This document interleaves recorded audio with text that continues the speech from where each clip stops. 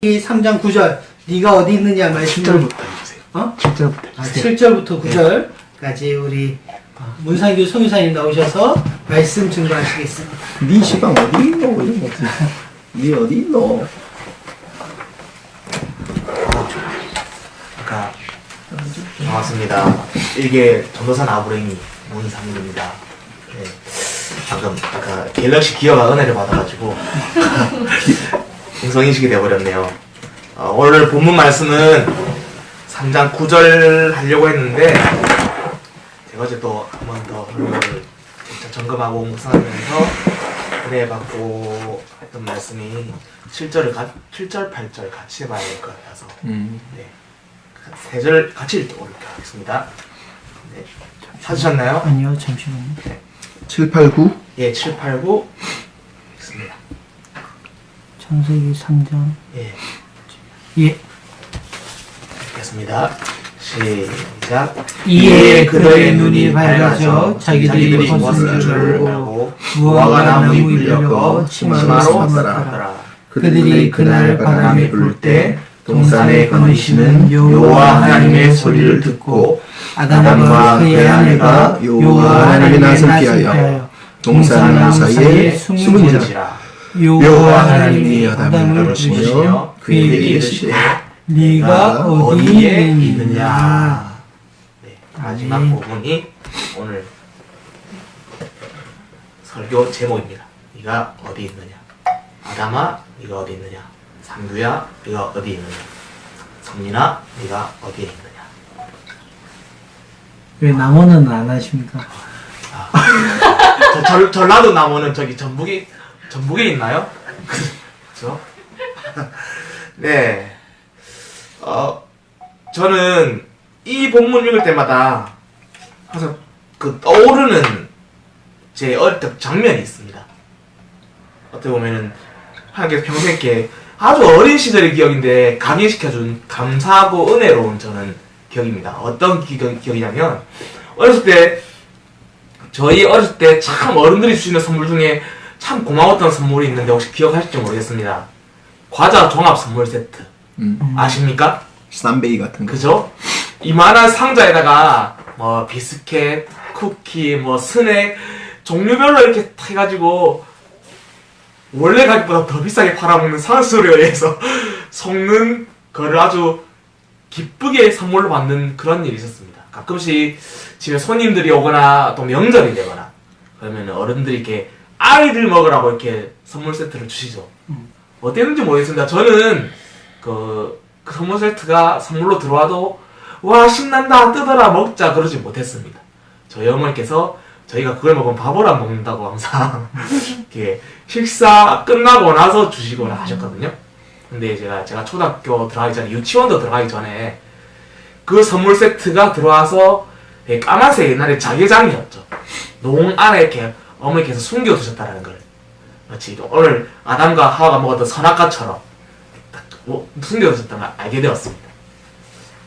저는 또 이렇게 뱀 유혹도 안 했는데 맛있게 먹었습니다. 본능적으로. 예, 본능적으로 먹었습니다. 저희 또 죄된 자녀였기 때문에 맛있게 먹었는데 먹는 것까지는 괜찮은 것 같습니다. 당연히 어린애들은 다 어머니 아버지가 부모님이 모를 거라고 생각하고 그런 행동을 하죠. 그죠? 당연히 아셨죠, 어머니가. 그리고 다 부르셨습니다. 오늘 하나님이 아담과 하와를 불렀던 것처럼 네가 어디 있느냐 물었던 것처럼 그렇게 안 했어요. 상규야 딱 한마디 했는데 그 이름에 모든 걸 다 아셨다는 걸 확 느낌이 오지 않습니까? 예, 그래서 제가 부들부들 떠는 마음으로 이렇게 부름을 받고 그 농아프로 나가게 되었습니다. 이게 먹었냐 안 먹었냐 묻지 않았어요. 그래서 왜 이렇지라고 하셨어요. 정확하게 아직까지 센텐스가 정확하게 기억나는 이유가 그게 저에게는 심하게 지금 좋은 기억으로 가게 되었습니다. 이거 뭐지라고 물었습니다. 그때 제가 엄마 내가 너무 먹고 싶어가지고 못 참고 몇 개 먹었어요 라고 말했으면 됐을 텐데 저는 그러지 않았어요. 모르겠는데 난 모르겠는데 목소리가 어떻게 했을 것 같아요? 5살 되었을 때. 저도 아마 그죠? 당연히 제가 모를 거라고 말하면 어머니도 모를 거라고 생각했나 봐요 그때.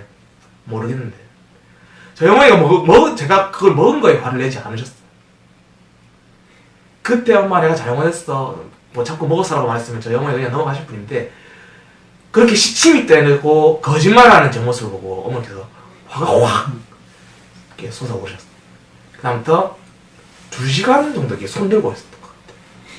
농 앞에서 정확히 말하면 농 앞에서 그 과자가 들어있는 농을 보고 몇 개 비어있는 과자가 비어있는 상자를 보고 손들고 계속 팔이 아프니까 이제 울죠 막 울는데 그렇게 하고 나서 어머니가 그 얘기를 해주시더라고요. 네가 그 엄마가 안 물었을 때 그때 솔직하게 잘못했다고 말하고 다음에 그러지 않겠다고 말했으면은 너에게 벌을 세우지 않았을 거라. 그러면서 꼭 안아주시는데 그 뒷부분에 저희 어머니가 행하셨던 취하셨던 행동 때문에 그때 기억이 아주 선명하게 저는 지금 그게 남아있어요. 나도 앞으로 내가 가르치는 아이들이 있다면은 그렇게 해야 되겠다라는 생각을 했고 제가 가르쳤던 아이들은 그런 마음과 태도로 가르쳐왔던 것 같습니다. 그래서 사실은 저는 이 오늘의 말씀과 창세기 3장 장면을 볼 때 항상 아담한테 그런 아쉬움이 있어요. 어린 시절에 나를 보는 것처럼 아담도 그냥 바로 하나님께서 오늘 그 앞서 읽었던 3장 7절 8절에 뭐라고 되냐면은 하나님 갑자기 그 저희 어머니 화났던 저희 어머니 모습이 아니라 그 토르라든지 이런 분노의 신이나 천둥의 신처럼 우르르캉캉 어마무지하게 나타난 게 아니라 동산을 거니시면서 이렇게 딱 나타났대요. 예수님이 성육신하여서 직접 우리의 모습과 같이 나타나셔서 오셨던 것처럼 의미하는 부분이기도 하죠.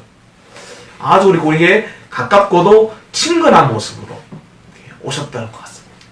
그렇게 저는 묵상했고 또 한 주 동안 또 은혜를 받고 생각했던 바가 하나님께서 우리에게 매 순간마다 찾아오시지만 특히나 우리에게 오늘 저희 어머니가 삼규야라고 이렇게 불렀던 것처럼 내가 어디 있느냐라고 부르는 것처럼 동산을 거니시면서 우리와 아주 친근한 모습으로 다가오실 때가 있다라고 생각합니다. 저는 그 순간을 우리가 날마다 영적으로 깨어 있어야지 민감하게 캐치하고 우리가 바로 설 수 있는 가장 쉽게 바로 설 수 있는 시간이고 때라고 생각합니다. 왜냐면은 사람이 어떤 죄를 저지르고 그것이 드러나지 않거나 혹은 드러났다 해도 그 드러난 순간에 내가 잘못을 바로 인정하지 않으면은 그 이후에는 인정하기가 참 힘들어집니다. 야! 너희 교회 세수하면 안 되잖아!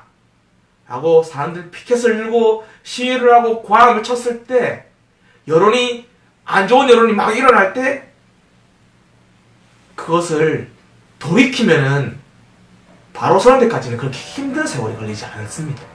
아니 아주 짧은 세월이 걸릴 수 있겠죠. 그런데 다 넘어진 거를 거의 다 넘어져 가는 것을 세우는 데는 훨씬 더 많은 에너지와 시간과 열정이 소모가 됩니다.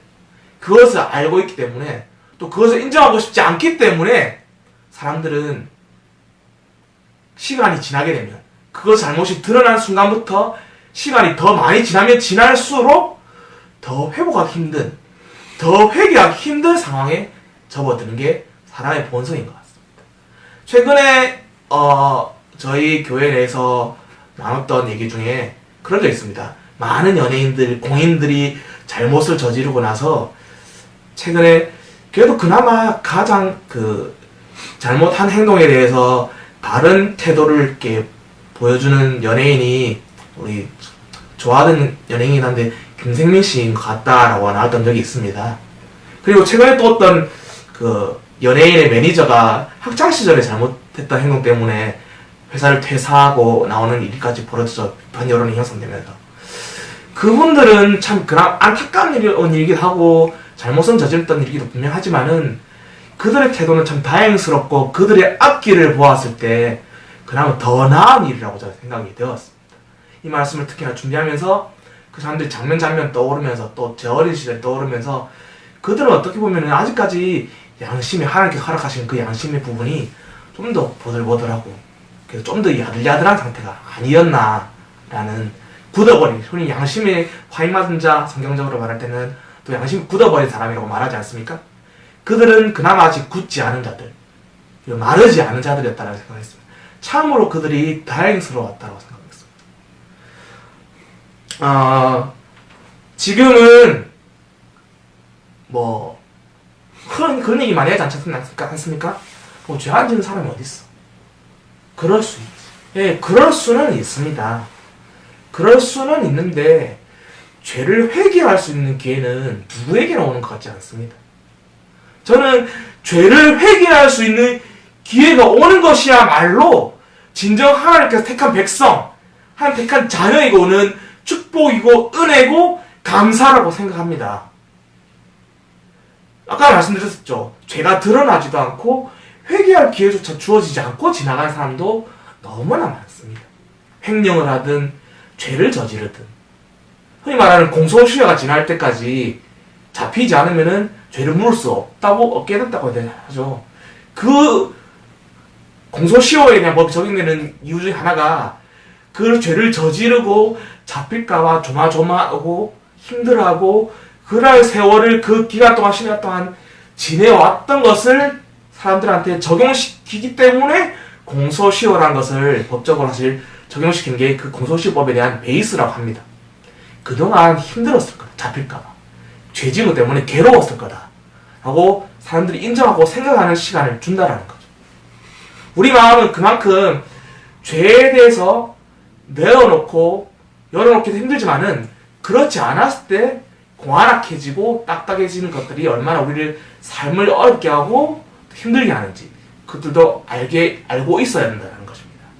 우리는 범죄가 또 우리 죄가 보편화된 사회 속에서 지금 살고 있습니다. 그렇지 않습니까?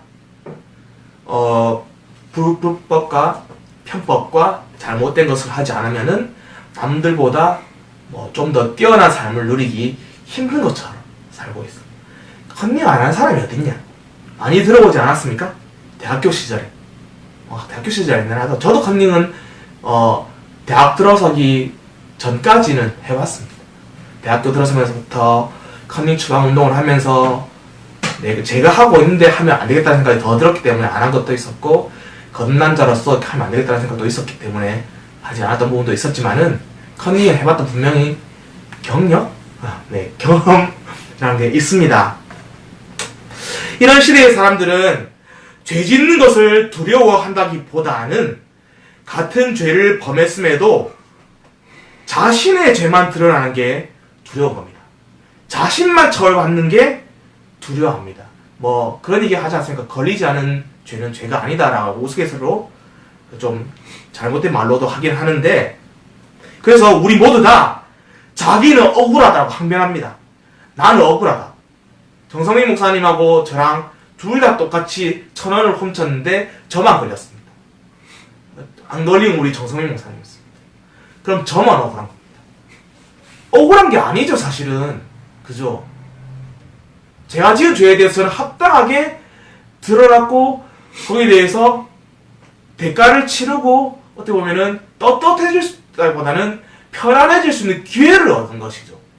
그런데 사람들은 참 완악하게도 억울해합니다. 화를 냅니다. 불공평해합니다. 나를 잡은 공의와 정의를 행하는 자들에게 분노하는 마음을 품습니다. 죄가 들통나느냐 아니냐만 중요하게 여긴 것이죠. 그 시간에 나에게 어떤 기회가 왔는지는 중요하지 않은 것입니다. 이 정도면 사실은 부패한 사회를 넘어서 아주 중병에 걸린 사회라고 볼 수 있습니다.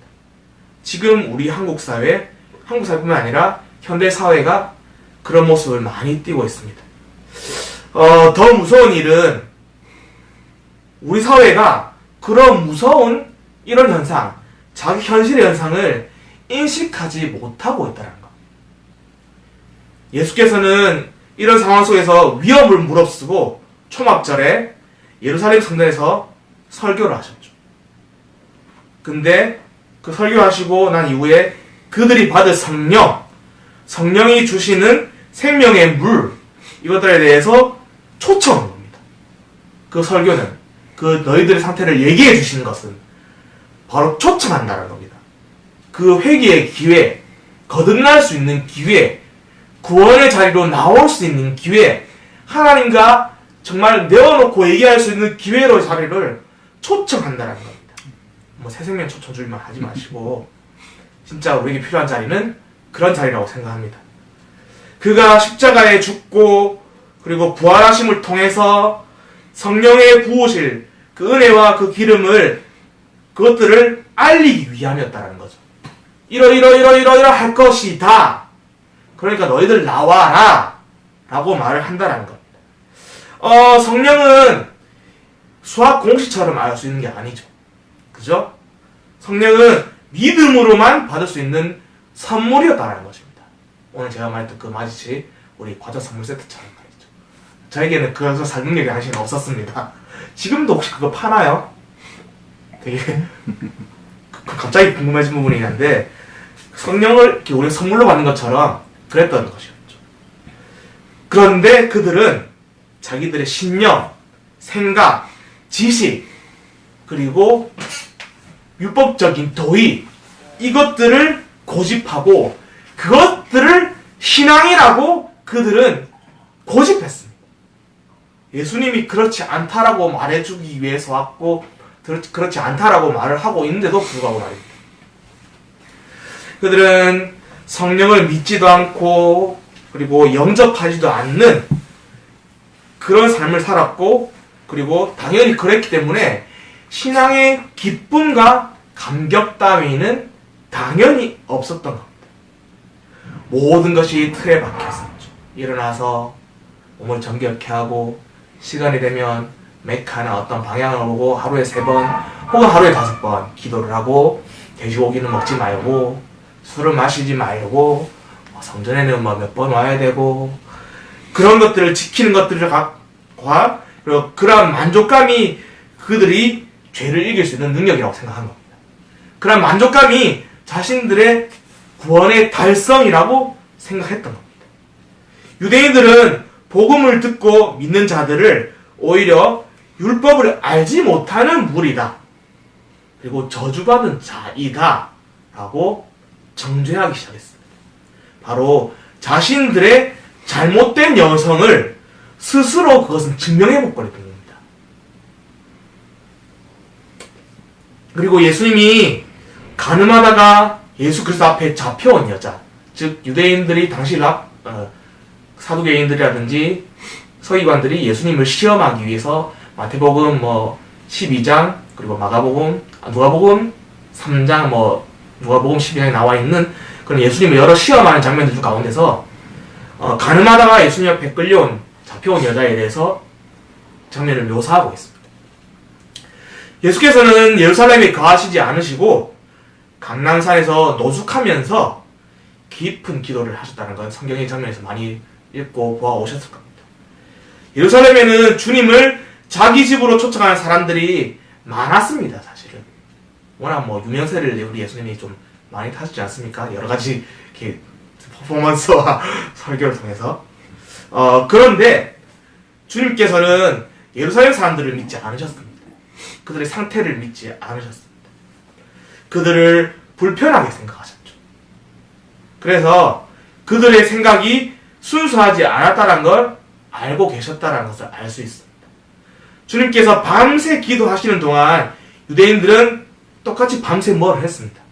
밤새 음모를 건넸습니다. 똑같이 밤을 새는데 태도는 좀 많이 다르죠. 아침에 주께서 성전에 올라가셨을 때 그 음모는 드러나죠. 바로 성전에는 예수 그리스도의 가르침을 듣기 위해서 많은 사람들이 몰려왔습니다. 그때 그 사람들 말고 유대인들이 가늠하다가 현장에서 잡힌 여자를 끌고 와서 주님 앞에 세웠습니다. 무릎을 꿇렸는지 세웠는지는 잘 모르겠습니다만 아무튼 데려왔습니다. 율법에 의하면 어떻게 해야 되죠? 그렇죠. 돌멩이로 쳐 죽여야 되죠. 최근에서 어디 아라비아 어떤 여자 공주는 왕족이라서 돌로 쳐 죽이는 게 아니라 그 무슬림 율법에 의해서 원래는 돌로 쳐 죽여야 되는데 총살시켰다라는 그런 얘기도 나오는데 총살은 좀 그나마 왕족 대우를 해준 거라고 합니다.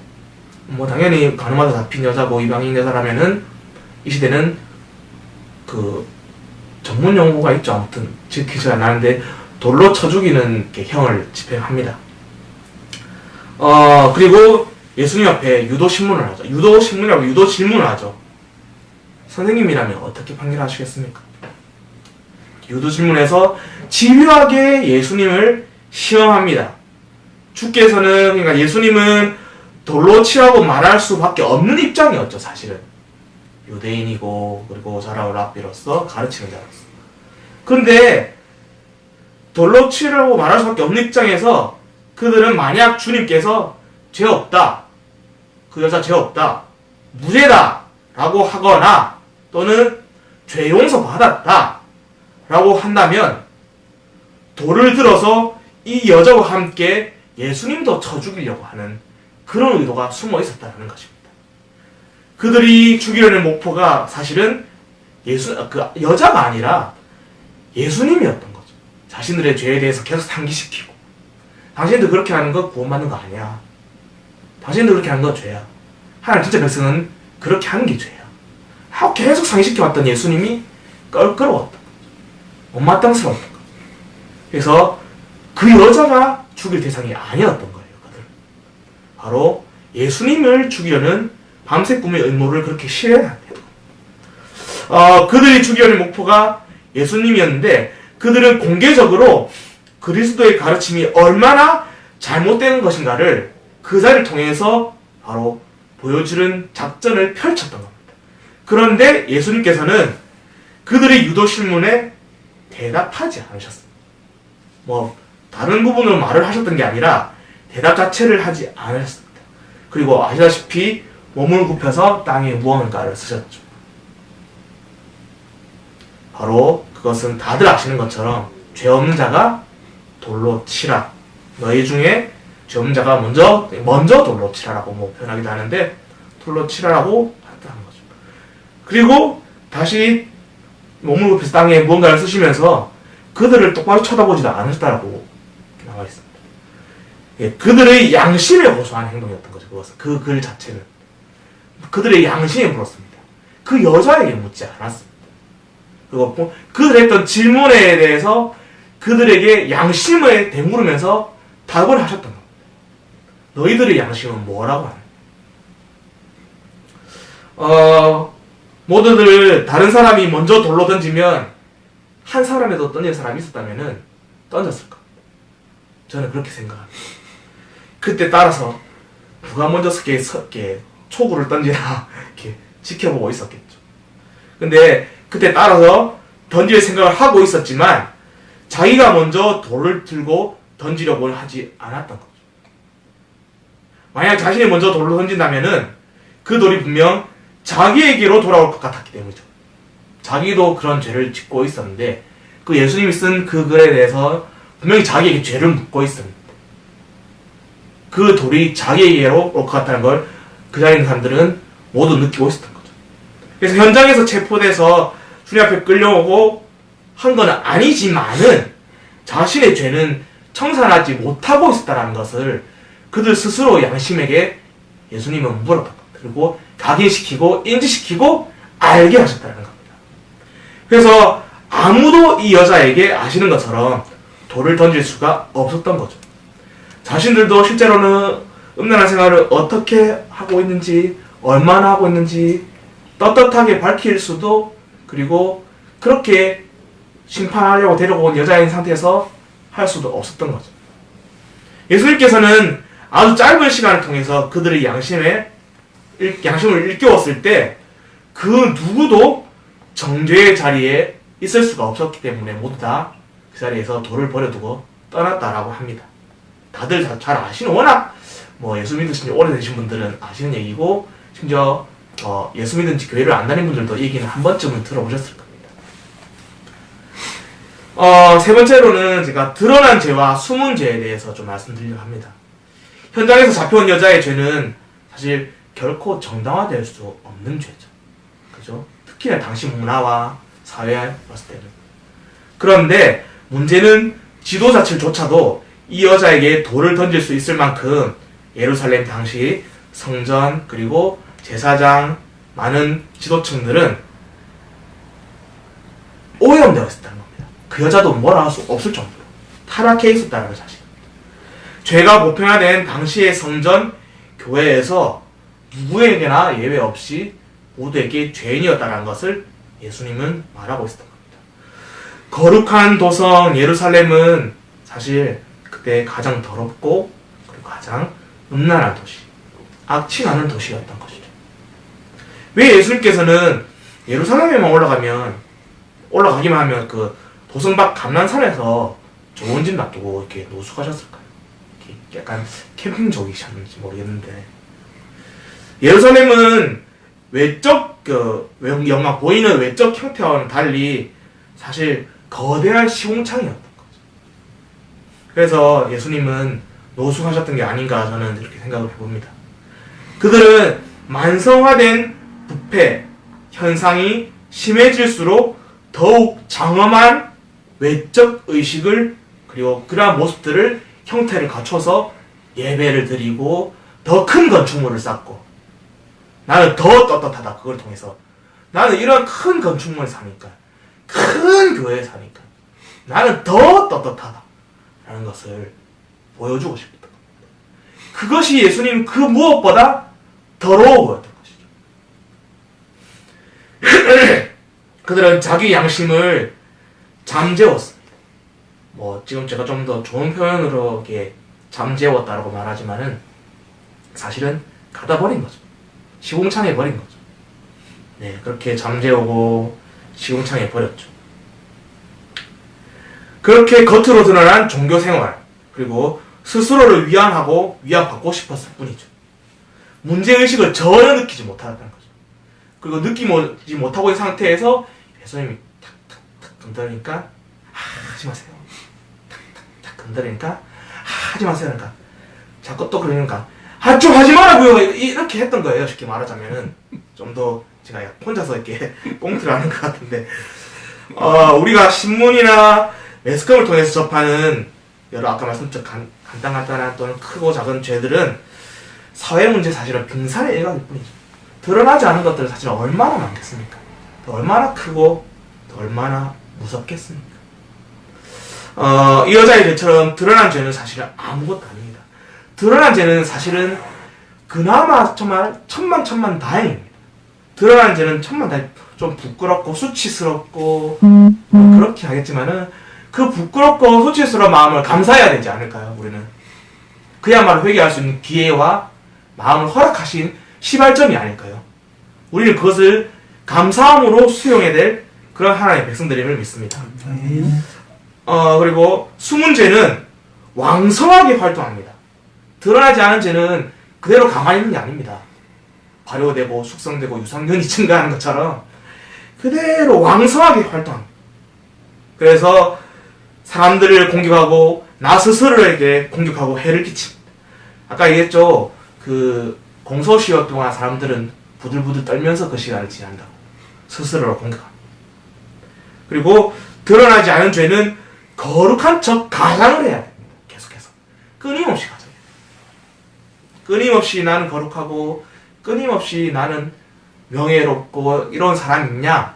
자기 속을 우리 그 스카이캐슬 얘기하셔서 하고 조금 봤는데, 거기서 나온 사람들이 끊임없이 있어 뭐 이런 척을 하려고 하지 않습니까? 그렇게 사실 실속은 그렇지 않죠. 뭐 선짓고 돼지 뭐 뼈 파는 사람이 잘못된 건 아니지만은 그것을 감추고 싶어서 너무너무 발버둥치고 바라가는 그런 우리 염정아 배우님의 역할분이 나오지 않습니까?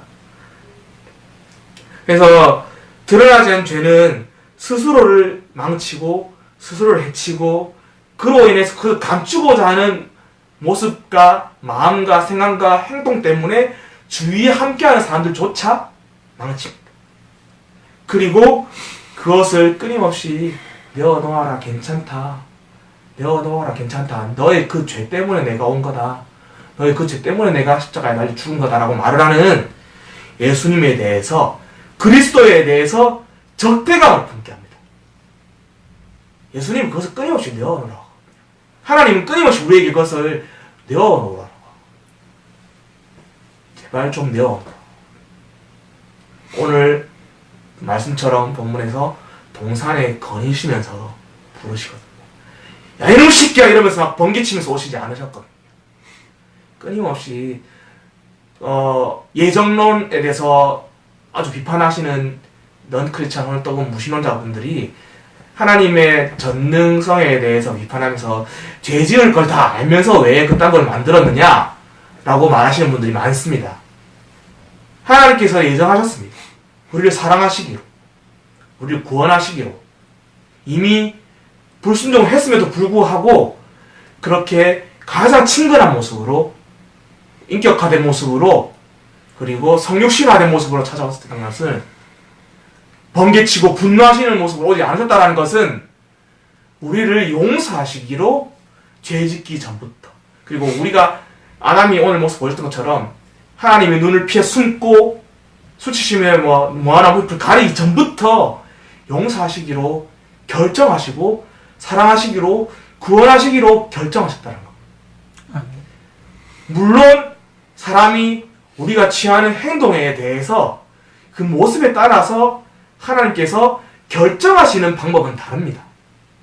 아담이 숨었기 때문에, 하와 탓이라 했기 때문에, 하와는 아담 탓이라고 했기 때문에 쫓아내셨던 거죠. 선택은 나중에 좀 더 1주나 2주 뒤에 하려고 했었던 내용이라서 짧게 말씀드리자면, 사람은 선택하고 하나님은 결정하셨다. 결정하시는 방법을 선택하시는 것도 그 부분에 대한 선택을 하나님께서 본인의 영역 가운데 두셨던 거죠. 그래서 인간이 계획할지라도 그것을 이루시는 분은 우리가 알 바가 아니라는 부분도 서벌은 그렇게 얘기를 합니다. 예수께서는 이들과 우리 같은 죄인과 회개하지 않는 자들과 친구가 될 수 없었습니다. 그런데 주께서는 이미 죄가 드러난 죄인, 아시다시피 성경에 나오는 이방인들, 창녀 등등 그들에게는 친구가 되어 주셨습니다. 재밌지 않습니까? 막 잘나 보이고 멋져 보이고 있어 보이고 위대한 사람이고 명예가 있어 보이고 좋은 직위가 있는 것처럼 보여주려고 하고 그 자리를 고수하려고 버둥버둥 애쓰는 사람한테는 예수님이 되려 친구가 되지 않으셨다라는 것을 우리는 알 수 있습니다. 근데 우리는 물론 우리가 거룩한 삶을 살아야죠. 바른 모습을 살아야죠. 말씀의 그리스도의 말씀을 따르는 삶을 살아야죠. 그래야지 우리가 참 그리스도인으로 거듭나는 모습 가운데 드러나는 아주 일부분일 뿐인데, 그렇게 되어야지 예수님이 내 친구가 되어주는 걸로 우리는 착각합니다. 가슴 치며 애통하며 눈물 흘리며 아파하며 나오는 그 순간 예수님 우리에게 가장 친밀한 친구가 된다는 걸 우리는 잊고 있습니다. 아주 멋진 옷을 마치 아이언맨 슈트 정도는 입고 와야지 이제 내가 예수님하고 친구가 될 수 있을 걸로 사람들은 착각하고 삽니다. 그렇게 드러나지 않은 죄를 갖고 있으면서도 의로운 것처럼 행동하고 진리를 그것으로 인해서 배쳐가는 사람들이 되어가는 겁니다. 예수께서는 바로 그 숨은 죄를 폭로하신 거죠. 그들의 양심을 찌르는 말씀하셨습니다. 굳어버린 그 양심을 좀 더 야들야들하게, 좀 더 보들보들하게, 그렇게. 오늘날 사람들이 큰 교회를 찾는 이유가 뭡니까? 저번에 우리 정목사님께서도 몇 번 얘기하셨었는데 쉬운 겁니다. 간단합니다. 자신이 잘 드러나고 싶지 않은 거죠. 부끄러움이 많이 타서 그런 것도 있겠죠, 성향상. 근데 그보다 더 큰 것은 내가 할 도리는 했고 예배할 시간을 할애를 했고 나의 약한 모습은 보여주고 싶지 않고 나의 사회적 지위는 사회적 지위대로 교회뿐만이 아니라 다른 곳에서는 지키면서 남들한테 나 이 정도 된다라고 보여주고 싶고, 그러한 모습들이 훨씬 크다라고 저는 생각이 됩니다. 참고로 저는 청소년과 아주 어린 청년 시절은 흔히 말하는 메가처치에서 자라왔습니다. 누구보다 그런 부분에 대해서 잘 느끼고 있는 사람이죠. 네 번째로는 보편화된 죄의 원인에 대해서 말씀을 나누려고 합니다. 죄가 보편화된 가장 큰 원인은 저는 이정훈 교수는 아닌데요. 사상의 오염이 있습니다. 이 사상의 오염이란 게 흔히 말하는 지금 이데올로기 그런 부분을 말씀드리려고 하는 것이 아니라 정신이 가장 먼저 오염된다는 겁니다. 정신. 이렇게 음란한 풍조, 죄가 죄인지 모르는 타락된 풍조 이런 것들이 예루살렘 땅에 만연할 정도라면 이미 이스라엘의 정신은 그 메시아를 기다리는 정신은 부패된 상태일 거라고 합니다. 사실 예수님이 메시아에 대한 행적을 아주 대놓고 보여줬어도 그들은 사실 인정하기 힘들었을 거라 생각합니다. 왜냐하면 그 순간 자기들이 누리고 있는 모든 직위와 것들을 다 버렸어야 되겠죠. 너무 명확하게 드러난다면. 예수님이 메시아가 오셨는데 그들에게 무슨 필요하겠습니까? 근데 그들에게는 오신 지금 메시아보다 더 필요한 겁니다. 그것들이 있었다는 걸 반증하는 태도이기도 합니다. 이스라엘이 부패하게 된 가장 중요한 원인이 하나님의 유일성 문제에 대한 정신이 훼손된 데 있었다는 거죠. 그들에게 이미 하나님은 유일하신 분이 아니었다는 거예요. 돈과 물질과 명예와 권력과 함께 공존하는 어떠한 초월적인 존재일 뿐이었다는 겁니다. 이스라엘의 정체성은 오직 하나님만의 유일하심을 믿는 바로 그 믿음의 공동체, 그리고 그 믿음에서 출발하는 거죠. 그래서 하나님께서 자신의 전 존재, 여기서 말하는 전 존재는 이전을 말하는 게 아니라 모든 것을 얘기하는 전 존재를 믿는 것이 바로 그것을 말하는 겁니다. 그들의 모든 것은 하나님께만 달려 있었고 하나님이 그들을 전부여야 한다는 거죠. 하나님도 한 50%, 돈도 한 30%, 권력도 한 20%가 아니라 하나님만이 100%여야 한다는 겁니다. 그래서 하나님을 믿지만 그들은 그렇지 못했던 거죠. 그래서 그들은 하나님도 믿는데 돈도 좀 있어야 돼. 여기서 말하는 좀이 우리가 생각하는 생활할 수 있을 정도의 그 개념이 아니죠. 하나님보다 먼저 된 개념을 말하는 겁니다. 그렇게 그들은 생각하고 있었던 겁니다. 머리로는 하나님을 믿었지만은 실제로는 재물을 믿은 겁니다. 정확히 말하면 하나님보다 재물을 더 먼저 믿는 겁니다. 겸하여 섬길 수 없다라고 하죠. 그들은 이스라엘 백성의 역사들을 보면은 단 한순간도 하나님을 안 믿은 적은 없습니다. 단 한순간 하나님을 따르지 않았던 적은 없습니다. 다만 하나님과 무언가가 그들에게 같이 있었습니다. 혹은 하나님보다 먼저 그들에게 있었다. 그렇게 돈에 대해서, 권력에 대해서, 명예에 대해서 아주 무서운 집착이 그들에게 있었죠. 그들은 하나님이 살리시면 살고 죽이시면 죽었어야 될 그런 믿음의 백성들, 그런 공동체들이었죠. 그런데 그들은 그 범위를 넘어서 욕심을 내기 시작했고, 그리고 그 욕심을 보편적으로 이 욕심 차리는 건, 이 욕심 챙기는 건 당연하다 여기 시작했습니다. 이것이 당연하다, 그냥 허락된 부수적인 것이 아니라 하나님을 넘어서, 하나님보다 앞서서 당연하게 있어야 되는 것들로 생각하고, 생각을 넘어서 아까 말했던 사상적으로 자연스럽게 스며들어서 뿌리를 내렸던 겁니다. 그래서 실제 생활 그 자체가 음란하게 버려버렸던 거죠. 부패는 정신에서 시작되었고 그 결과는 성적 방종으로 나타났던 겁니다. 그 오늘 끌려온 여자는 아주 그 부분에 대한 분산의 일각이었던 겁니다. 모두 하나같이 정신적으로나 육체적으로나 썩어 있었죠. 오늘 자본주의 사회에, 우리나라도 물론 자본주의고, 자본주의 자체를 잘못했다고 저는 말하고 하는 게 아닙니다. 자본주의 사회에 무서운 사상이 있습니다. 뭘까요? 모든 것을 돈의 가치로 환산한다. 그쵸? 이 책은 얼마, 이 태블릿 PC는 얼마, 저 노동의 가치는 얼마, 저 학위는 저 학위 가는데 시간은 얼마 더 돈이 이만큼 들겠네?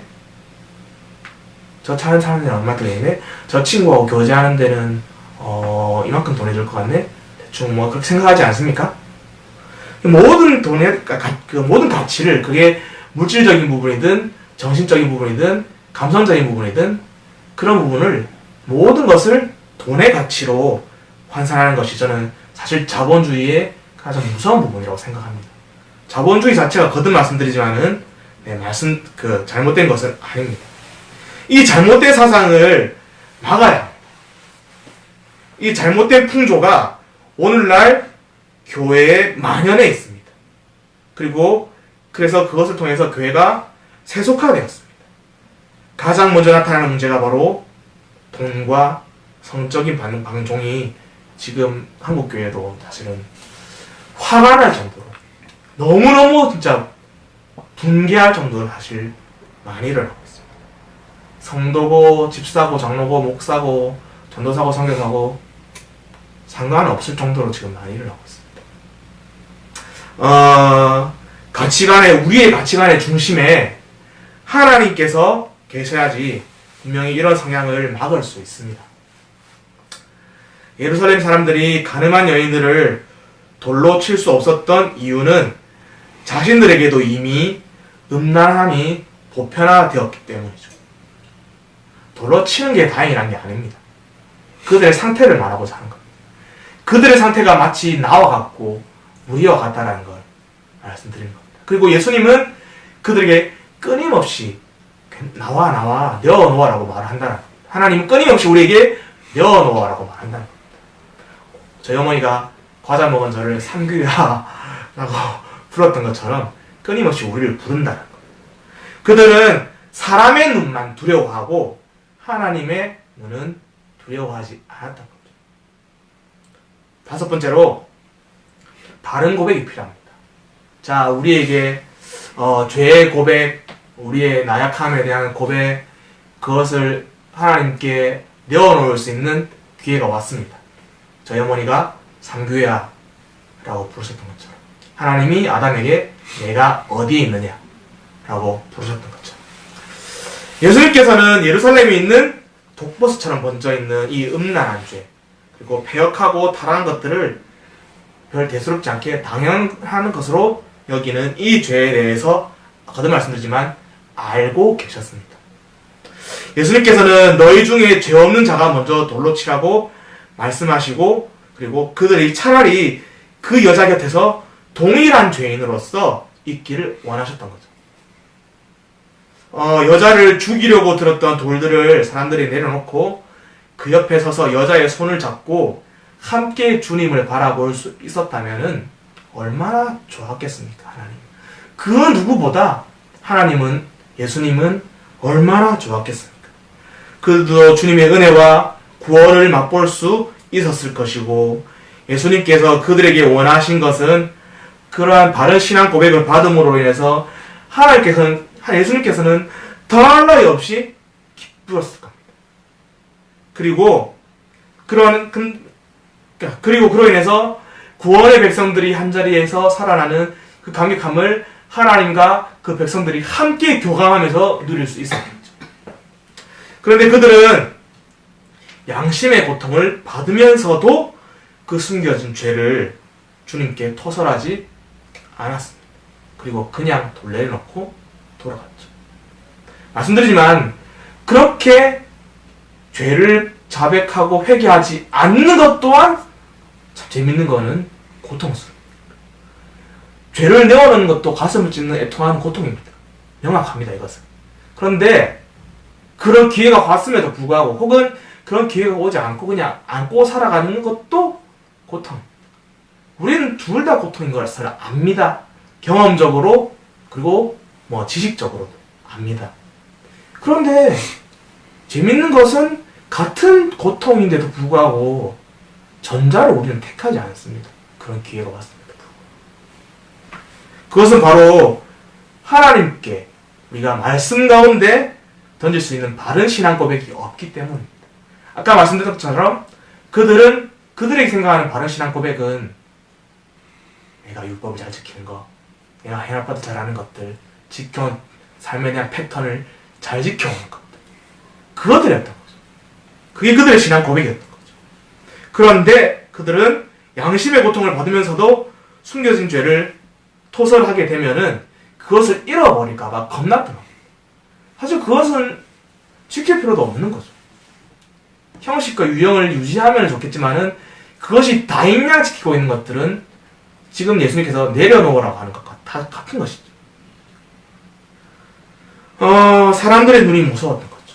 우리 또 스카이캐슬 얘기가 또 나오는데 끊임없이 보여지는 내가 나로서 인식되는 게 아니라 하나님이 나를 인식하는 것이 아니라 타인의 눈에 보여지는 나, 타인의 눈에 생각에 평가되는 나, 그것이 너무 두려웠던 겁니다. 너무 무서웠던 겁니다. 제가 참고로 스카이캐슬은 5편밖에 안 봤습니다, 아직. 그렇게 이제까지 쌓은 좋은 자신의 이미지, 그런 명성들이 무너질까봐, 폄하될까봐 두려웠던 겁니다. 명예와 체면을 중시하는 당시 유대인의 사회에서는 특히나 더 그랬겠죠.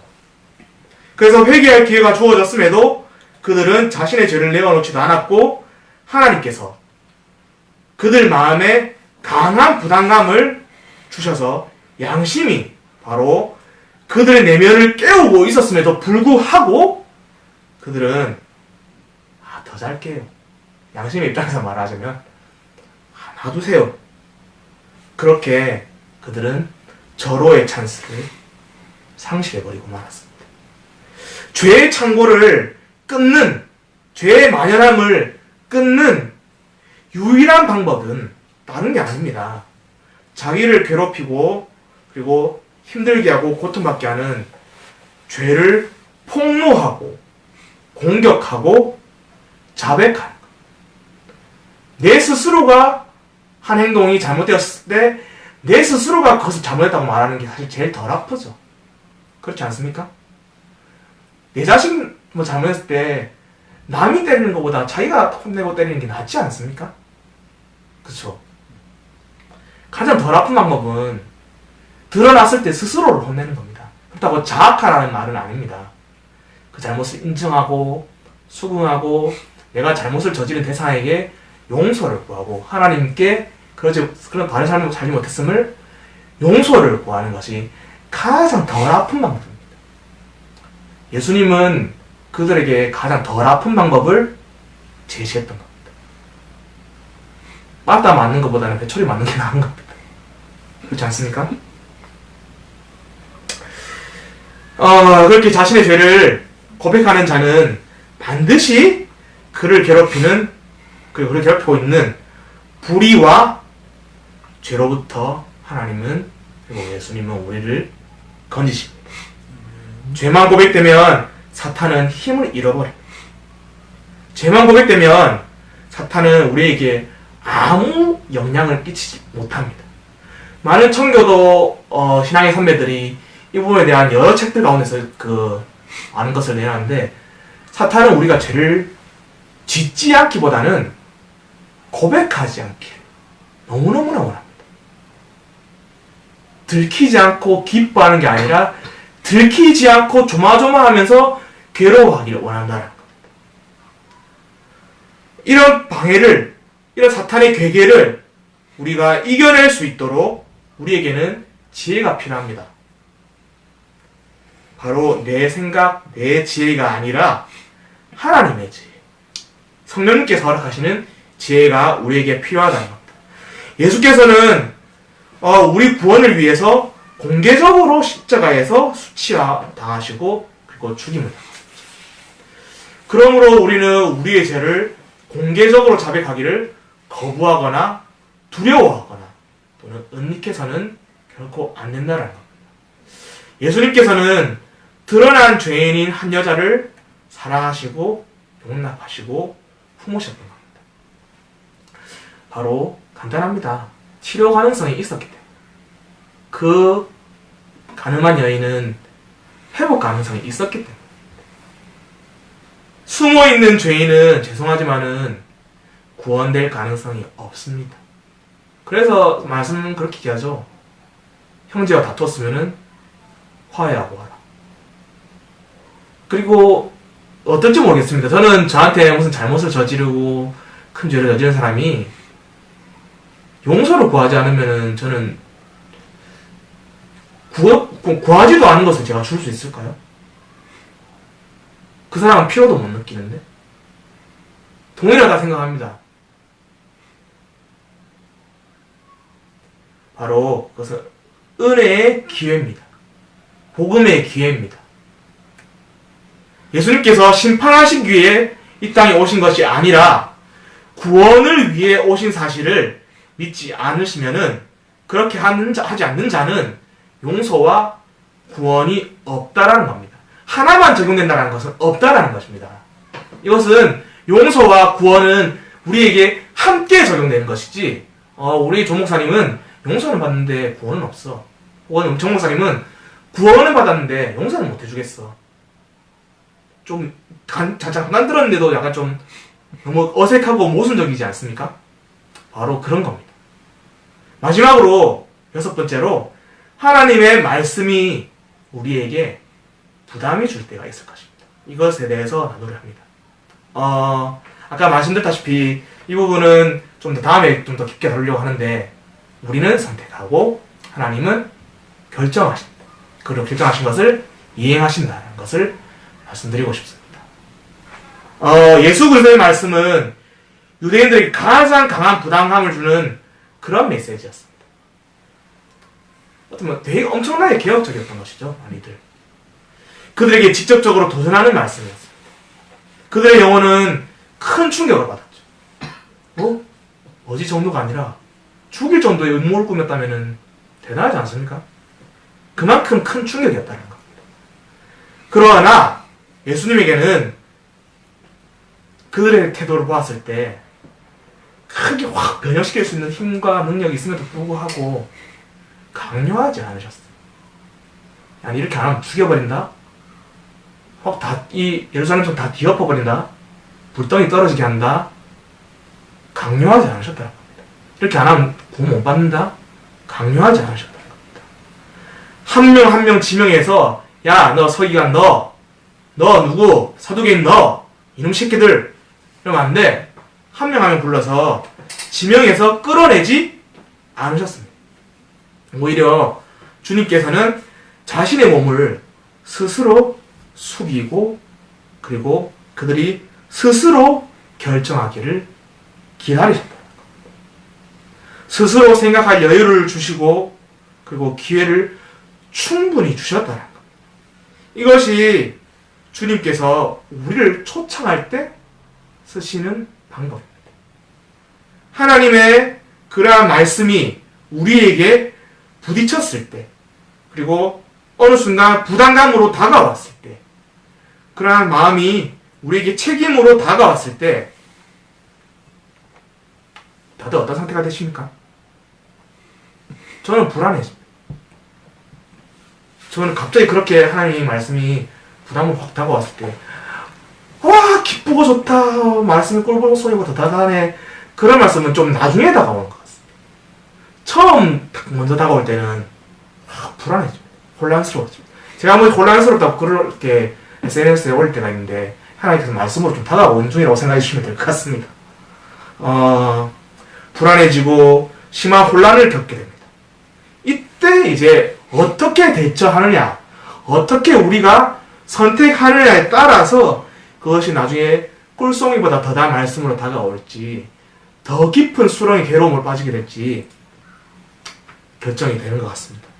하나님께서 그 자리에서 무릎 꿇고 기도로 자신의 마음에 일어난 갈등, 고통, 또 혼란스러움, 괴로움 등을 인격적으로 조용히 자신에게 말해주길, 아뢰길 기다린다는 겁니다.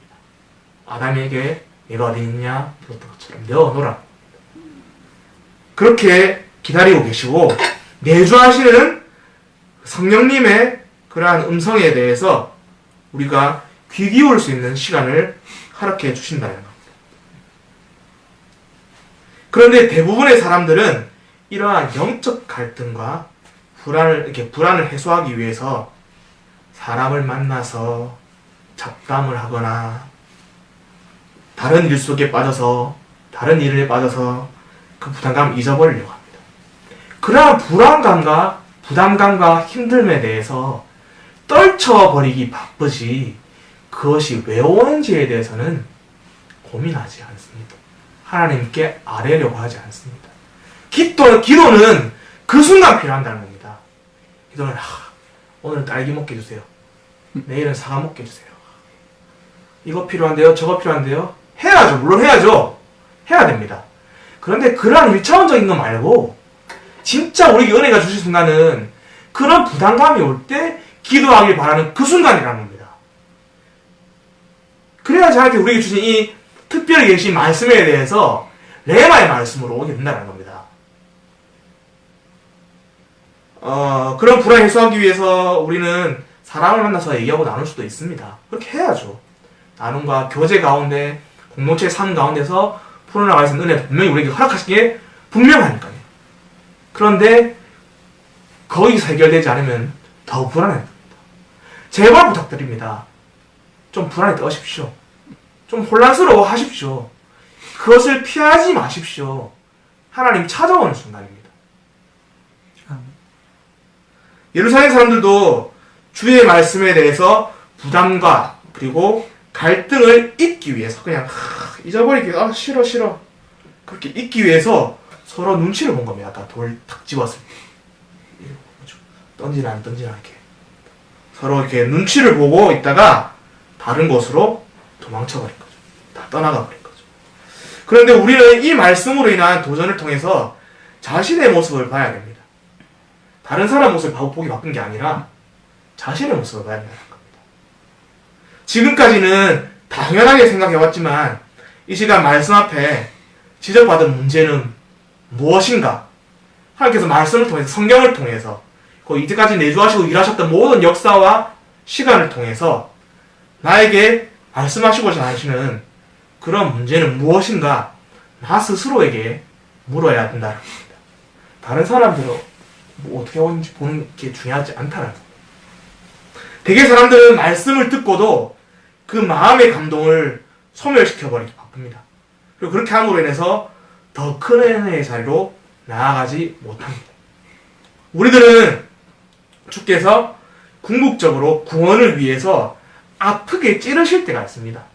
본인이 우리의 죄를 대신해서 창에 찔리시고 못에 찔리시고 가시면류관에 찔리셨던 것처럼 우리에게 그 회복을 위한 찌름을 원하실 때가 있습니다. 근데 우리는 아파하죠. 되게 아파하죠. 아픈 게 당연합니다. 염증이 생기면 차를 찢어야지 염증을 빼죠. 여드름을 짤 때도 아프거든요. 저는 좀 자주 생긴 얼굴이라서 네, 지금도 여기 지금 하나 올라와 있는데 아픕니다. 지금도 아픈데 이거 짤 때가 좀 이제 두렵기도 합니다. 그래도 짜야 되겠죠. 나중에 많이 굶으면. 그렇게 하나님은 그리고 예수님은 우리에게 그러한 찔림을 원하십니다. 그러한 찔림을 느끼기를 원하십니다. 근데 우리는 그런 불안감이 생기고 걱정이 생기면 많이들 그냥 맛있는 거 먹고 그냥 TV나 보고 빨리 잊어버리자. 그렇게 거듭 말씀드리지만 그렇게 하지 말라는 게 아닙니다. 하나님과의 관계 시간을 먼저 좀 가지고 그런 시간을 좀 가지길 부탁드리겠습니다. 그러길 소원합니다. TV를 본다든지 자기 일에 파묻혀버린 거 괜찮습니다. 자신이 근데 영적으로 갈급한 상태에 있다는 구체적 현실을 인정하기 싫어서 그렇게 도피하고 그러한 깊은 잠에 양심을 빠뜨려서 재워버리고 하는 그러한 부분, 하나님의 말씀이 우리를 도전하시고 불안케 하시는 것은 성령의 생명수를 마시도록 초청하시는 건데 그것을 외면해버리는 부분은 우리가 배척해야 될 부분이란 겁니다. 그것은 우리를 그렇게 불안에 떨게 하고 찌르는, 양심에 찌르는 그러한 것을 주신다는 것은 하나님께서 소명으로 우리를 부르신다는 겁니다. 우리의 가장 큰 소명 중 하나가 바로 죄와 싸워 나가고 지은 죄가 있다면 하나님께 내어놓고 회개하고 돌이키는 것들이 어떻게 보면 가장 큰 우리의 소명 아니겠습니까? 그 사람 안에, 모든 사람 안에는 성령의 생수가 없기 때문에 성령의 생수가 우리가 없습니다. 그게 무슨 말이냐면은 바로 구해야 된다는 겁니다. 성령님께 예수님께, 하나님께. 그래서 주님께서 주시는 그 성령을 마심으로써만 세상에서 바로 하나님의 뜻대로 살 수 있습니다. 내 의지대로 스스로 솟아나는 생명수는 없습니다. 우선은 우리는 말씀을 정리하겠습니다. 말씀 앞에 정직하고 그리고 겸손해요. 겸손하지 못하다면은 아까 말씀드린 것처럼 잘못이 드러나도 거기에서 무릎 꿇을 수 있는 마음이 잘 생기지 않습니다. 우리가 첫 번째로 정직해야 돼요. 그리고 정직한 다음에는 그다음에 겸손해야 됩니다. 정직해도 겸손하지 않다면은 그럴 수 있지. 이게 된다. 근데 어쩌라고? 세수? 하면 되지. 왜 못하는데? 때릴 수 있지. 라고. 그런데 많은 사람들은 자기 감정에만 정직하려 해요. 주님께서 싸매고 치료하시고 싸매시고 고치셔주시는 그러한 불안한 문제 그대로 주님께 들고 오시길 원하시는데 불안은 뭡니다. 그 불안한 감정에는 정말 솔직합니다. 정직합니다. 그러니까 다른 것을 찾는 겁니다. 그것을 잊어버리기 위해서. 성령의 부으신 놀라운 은혜로 인해서 우리가 우리의 죄를 내어놓고 그 죄에 대한 불안에 대해서 솔직하게 반응할 때 우리는 하나님께서 허락하시는 회복과 치료와 그리고 은혜를 맛보게 될 것입니다. 이 메마른 땅 세상 가운데서 사망의 길을 가시는 그러한 주님을 따라서 우리가 그 길을 걸을 때 의지할 수 있음은 우리가 우리 모습 그대로를 인정하고 내어놓는 길이라고 생각합니다. 다시는 죄의식으로 목말라하지 않을 것이다. 하나님의 은혜가 계속해서 충만하여 넘쳐나는 삶을 살게 될 것이다. 라고 고백하고 싶으시다면 여러분은 우리의 제약된 모습 그대로를 수용할 수 있는 정직함과 그리고 겸손함을 하나님과 함께하는 공동체 가운데 내어놓을 수 있는 건강한 사람들이 되길 원합니다. 그렇게 노력하고 또 부르실 때 우리 양심의 찌름으로 우리에게 하나님께서 삼규야 아담아 내가 어디 있느냐 라고 부르실 때 저희 어머니가 제 이름을 부르실 때 뜨끔했던 것처럼 그때 내어놓아야 될 것입니다. 우리 모든 함께하는 사람들과 우리 작은 교회 이 땅 가운데 함께하는 모든 하나님의 백성들 가운데 그러한 감사함과 은혜가 넘치길 기도합니다. 아멘. 기도하겠습니다. 할렐루야. 참 좋으신 하나님 아버지 참으로 감사합니다. 비록 부족하고 날마다 죄를 범하고 넘어지고 숨기기 급급하고 인정하기 싫어하고 정직하지도 못하는 우리의 하나님 이 부정함과 해역함 가운데서도 성육신하여 다가오시고 우리의 모습으로 낮아지셔서 다가오셔서 상규야 네가 어디 있느냐 아담아 네가 어디 있느냐 우리를 부르시는 그 하나님 은혜에 우리가 감사와 기쁨밖에 없음을 또한 내어놓습니다. 그런데 그럴 때마다 우리의 죄악됨이 그것들을 무섭게 합니다. 두렵게 합니다. 그래서 그 죄를 내어놓기를 원하시는 하나님의 그 사랑을 왜곡시키고 또 하나님의 패역함으로 감싸움으로 인해서 하나님 앞에 나가지 못하게 합니다. 그럴 때마다 그 찔림이 그 아픔이 하나님께서 우리에게 허락하시는 가장 큰 은혜이자 소명이자 우리를 부르시는 너무너무 감사한 기회임을 잊지 않게 하시고 순간순간마다 기억하게 하시고 그리고 그 부름에 부응하고 또 응답하여서 우리가 하나님 앞에 나아와서 하나님의 친구가 되고 하나님의 백성이 되고 하나님의 귀한 자녀가 되는 그 감사한 구원의 은혜를 날마다 순간마다 누리고 느낄 수 있게 하여 주시옵소서. 감사합니다. 살아계신 예수님의 이름으로 기도드렸습니다. 주기도문으로 기도하겠습니다. 기도하겠습니다. 살아계신 우리 아버지여, 이름이 거룩히 여기심을 받으시오며 나라가 없으며 뜻이 하늘에서 이루어진 것 같이 땅에서도 이루어지이다.